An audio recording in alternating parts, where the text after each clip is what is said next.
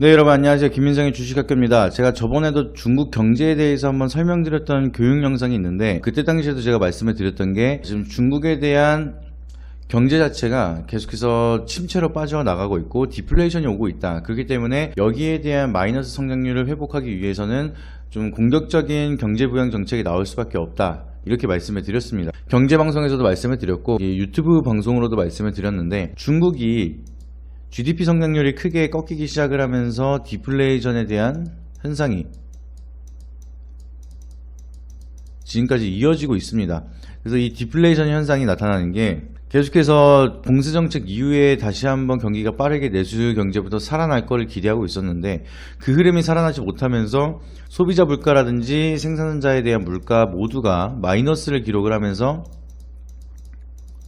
지금 디플레이션이 왔다라고 우리가 볼 수가 있겠죠. 그것뿐만이 아니라 부동산 시장까지도 지금 침체가 왔기 때문에 거의 시한폭탄이다, 이런 얘기가 나올 정도로 중국 경제에 대한 상황이 굉장히 좋지가 못한 상황입니다. 근데 그런 와중에 중국에서는 여행객에 대한 78개국을 허용을 했어요.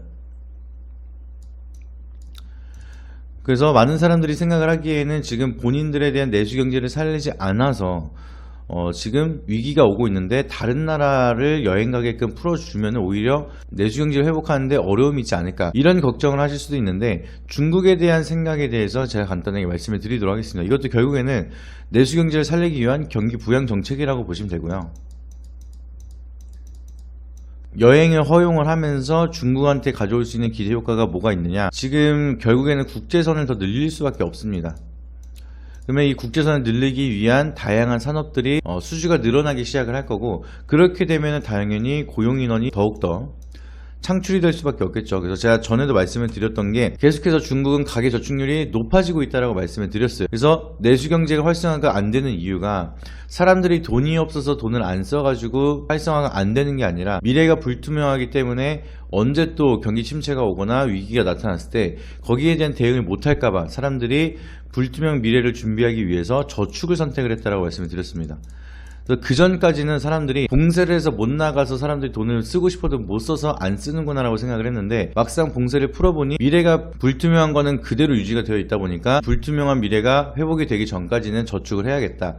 그래서 지갑이 안 열리고 가계 저축률이 높아지기 시작을 하면서 내수 경제가 계속해서 무너지기 시작을 했습니다. 이게 거의 뭐 일본의 옛날 잃어버린 10년 그때 얘기가 나올 정도로 지금 디플레이션이 오고 있는 상황인데,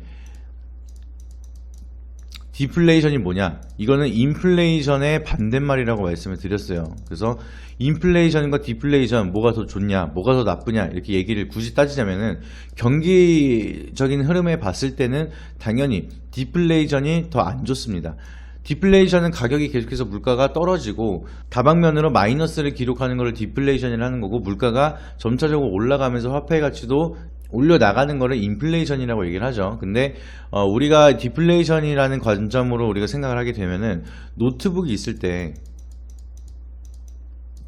지금은 100만원인데 시간이 지날수록 뭐 80만원, 70만원 이런 식으로 떨어진다라고 할게요. 디플레이션이 왔기 때문에 화폐 가치도 떨어지고 가격도 떨어지고 이런 식으로 떨어진다라고 하면은 사람들은 지금 당장 노트북을 굳이 살 필요가 없다라고 판단이 되겠죠. 그래서 소비 자체가 더욱더 안 하게 되는 그런 현상이 나타나는 게 디플레이션입니다. 그래서 반대로 인플레이션 같은 경우에는 지금 100만원이지만 지금 바로 안 사면은 똑같은 제품을 110만원, 뭐 120만원 뭐 이런 식으로 뭐 가격이 올라간다라고 하면은 어차피 필요하지만 지금 당장 필요한 건 아니라도 지금 사는 게 가격적으로 좀 유리할 수가 있기 때문에 미리 사둬야겠다, 약간 이런 식으로 소비에 대한 흐름을 촉진시키는 연결을 하는 게 인플레이션입니다. 그렇기 때문에 경제가 좀 더 빠르게 성장을 하면서 거기에 대한 회복 속도를 이어가기 위해서는 디플레이션보다 인플레이션이 되는 게 훨씬 더 유리하다. 근데 최악인 상황인 일본과 중국은 디플레이션에 대한 현상이 이어지고 있다라고 보시면 됩니다. 그래서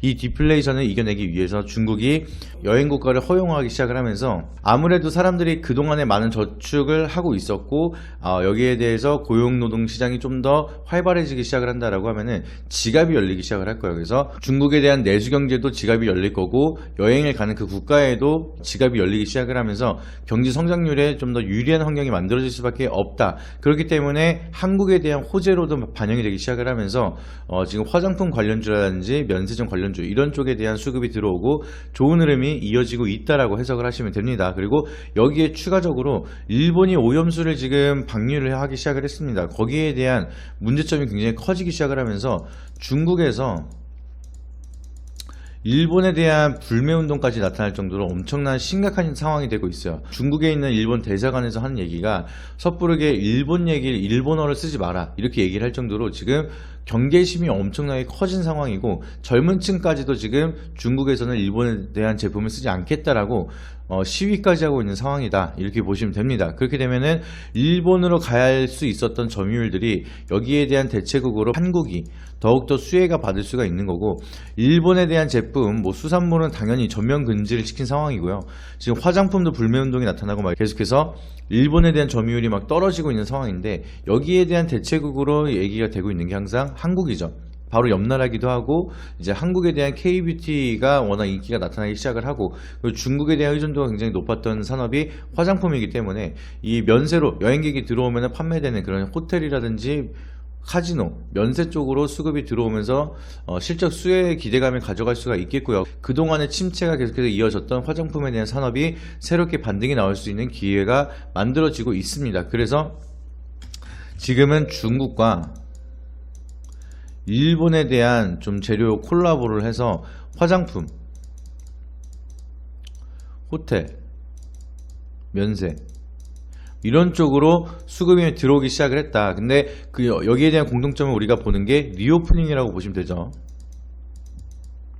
그동안의 리오프닝 기대감이 형성이 될 때마다 반등을 하려다가도 못 가고 중국이 발목을 잡았던 그런 산업들이 이제는 중국과 일본에 대한 재료를 가지고 수급이 들어오고 있기 때문에 이 재료에 대한 크기가 작지 않습니다. 그동안에 뭐 초전도체라든지 맥신이라든지 이런 쪽에 대한 수급이 잡다 보니까 반등을 하다가도 다른 쪽으로 수급이 쏠리면서 시장이 밀리고 같이 종목이 쉬어가는 흐름이 만들어졌지만 이제는 다시 한번 수급이 들어오기 시작을 하면서 일본의 오염수 방류가 다시 한번 언급이 되기 시작을 하고 방사능 관련된 기업들도 반등이 나오기 시작을 하면서 여기에 대한 경계심이 굉장히 커지고 있는 상황이에요. 그리고 이뿐만이 아니라 오염수 방류로 인해서 나타나는 파급 효과 때문에 지금 소금에 대한 사재기가 나타나기 시작을 하면서 중국에서는 소금을 사기 위해서 6탄전까지 벌이고 있습니다. 그래서 소금에 대한 수급도 막 들어오기 시작을 했고 인도가 이제 설탕에 대한 수출 금지까지 나타나기 시작을 하면서 설탕 대란까지도 우리가 바라봐야 되지 않을까 이런 얘기가 나오고 있습니다. 그래서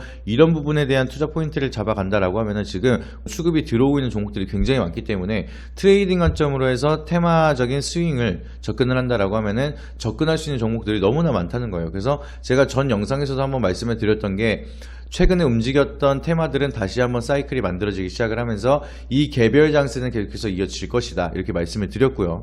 그리고 여기서 우리가 주목을 해야 되는 것은 수급이 들어오면서 앞으로 좀 진득하게 기다려도 기대 수익률이 높을 수 있고 빠지더라도 지금 자리에서 더 많이 빠지지 않을 수 있는 그런 종목들을 선별하는 게 리스크를 줄이면서 기대 수익률을 높일 수 있는 중요한 포인트가 될 수가 있겠죠. 그래서 그 부분에 대해서는 제가 계속해서 VIP 방에서 설명을 드리고 있고 다양한 정보들을 텔레그램으로도 제가 체크를 드리고 있으니까 전반적인 경제 사이클이 이런 순으로 돌아가고 있기 때문에 중국과 일본에 대한 수혜로 한국은 오히려 좋은 흐름을 기대해 볼 수가 있다. 다만 중국과 일본이 무너지기 시작을 하면은 수출에 대한 의존도가 높은 우리나라도 마찬가지로 경기도 그렇고 증시도 무너질 수가 있겠지만 거기에 대한 최악 상황까지는 가지 않고 있고 여기에 대해서 극복을 하기 위해 다양한 정책들이 나오고 있으니까 그 정책을 힘입어서 오히려 한국에는 좋은 효과가 나타날 수가 있기 때문에 그런 투자 포인트를 놓치지 않고 계속해서 관심 종목을 추려 나가는 게 지금 상황에서는 가장 중요한 포인트라고 말씀을 드립니다. 그래서 이 포인트에 대해서 더욱더 많이 알고자 그리고